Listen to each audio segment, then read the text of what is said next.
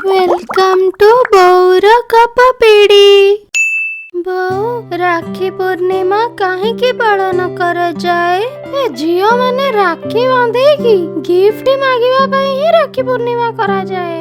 ना ना, राखी पूर्णिमा आजी नुहे, एहा जुग जुगरु चली आसीची। राखी पूर्णिमार अनेक कहानी अछि, सेथिरु गोटिए कहानी मु तुमको कहूची सुन।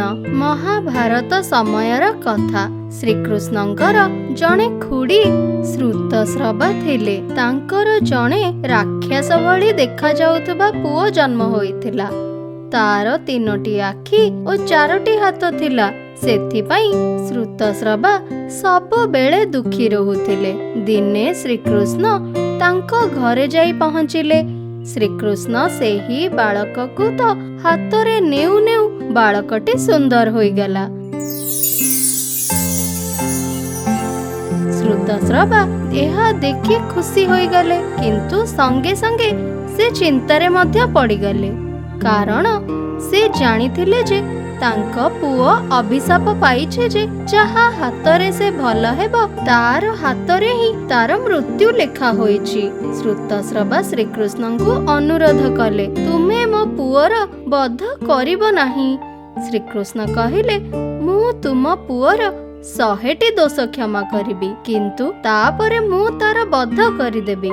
एही बालक बड़ होई छेदी वंशर राजा शिशुपाल हेले। से जणे क्रूर राजा थिले, जीवन रे अनेक पाप करिथिले। तांकर बाहागर रुक्मिणीଙ୍କ सहित ठीक होइथिला, किंतु रुक्मिणी श्रीकृष्णଙ୍କୁ विवाह କରିବାକୁ चाहिथिले।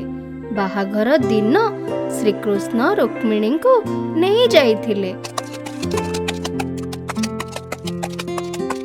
तेणु शिशुपाल श्रीकृष्णଙ୍କୁ घृणा करुथिले। किछि दिन परे इंद्रप्रस्थर प्रतिष्ठा आयोजन होइथिला। एही प्रतिष्ठा को युधिष्ठिर समस्त देवादेवीଙ୍କ सहित राजा शिशुपालଙ୍କୁ ମଧ୍ୟ निमंत्रण करिथिले। शिशुपाल सेठारे समस्तଙ୍କର अपमान करुथिले।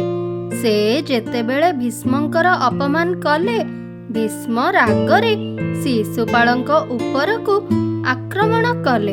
एतिकी बेले श्रीकृष्ण तांकु अटकाई देले। कहिले, एहा शिशुपालर 100तम भूल, मु तार 100टी भूल को क्षमा देबी बोली बर देइछि। संगे संगे शिशुपाल श्रीकृष्णଙ୍କର ମଧ୍ୟ अपमान कले।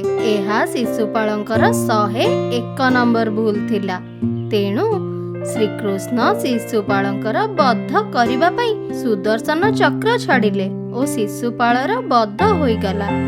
एही समयरे श्रीकृष्णଙ୍କ हाथ कटि जाइथिला। द्रौपदी संगे संगे निज साड़ी कानी चिरी श्रीकृष्णଙ୍କ हाथरे बांधी देइथिले।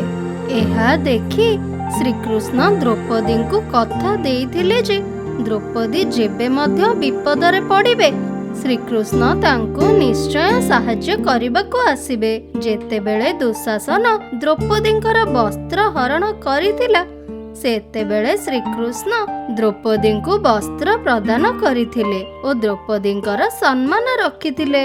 सेही दिन ठारू भौणी राखी बांधी भाईर शुभ मनासी थाए ओ भाई भौणीर सबुबेले रक्षा करिबो बोली प्रतिश्रुति देई थाए। बुझकी, डोंट वरी, मु सबुबेले तोर रक्षा करिबी। हाँ हाँ, मु जानिछि, तू हेला ब्रदर नंबर 1। आगको एही परी महाभारत स्टोरी बहुत आसीबो। बौर गप पेड़ी निश्चय देखंतु ओ आमको साहाଯ୍ୟ करिबा पई जॉइन करंतु।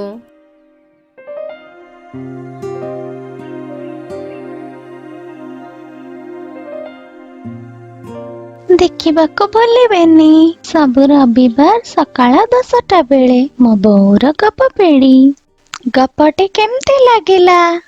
एमिते गप सुनिबा पाई मो बौर फोटो उपरे क्लिक करी सब्सक्राइब करंतु। गपर कौन शिखिले सब कमेंट रे लिखिबो।